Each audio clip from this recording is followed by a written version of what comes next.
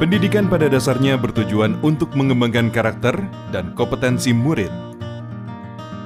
3 komponen penting dalam pendidikan meliputi kurikulum, pembelajaran, dan asesmen. Asesmen diperlukan untuk menilai efektivitas pembelajaran dan ketercapaian kurikulum. Informasi dari asesmen nasional dapat dimanfaatkan untuk memperbaiki proses pembelajaran. Dengan demikian, asesmen nasional tidak dirancang untuk menghakimi sekolah atau melakukan pemeringkatan sekolah. Informasi yang diperoleh digunakan untuk perbaikan kualitas belajar mengajar yang pada gilirannya akan meningkatkan hasil belajar murid. Asesmen nasional dilaksanakan dengan menggunakan 3 instrumen, yaitu Asesmen Kompetensi Minimum atau AKM, Literasi, Numerasi, Survei Karakter, dan Survei Lingkungan Belajar. Komponen asesmen kompetensi minimum terdiri dari literasi membaca dan numerasi. Literasi membaca adalah kemampuan untuk memahami, menggunakan, mengevaluasi, merefleksikan berbagai jenis teks untuk menyelesaikan masalah dan mengembangkan kapasitas individu sebagai warga Indonesia dan warga dunia agar dapat berkontribusi secara produktif di masyarakat.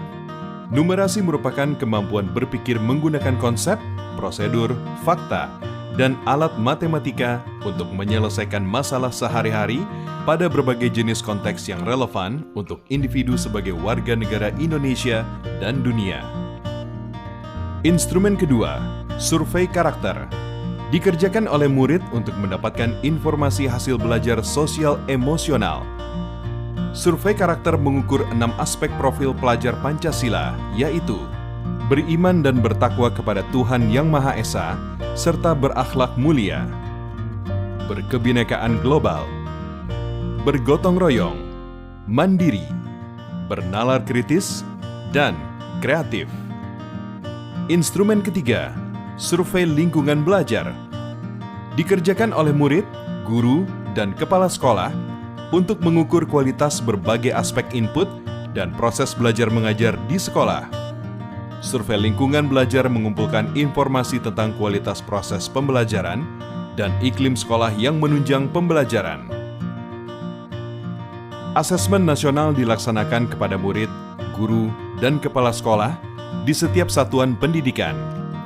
Murid akan mengikuti asesmen kompetensi minimum, survei karakter, dan survei lingkungan belajar.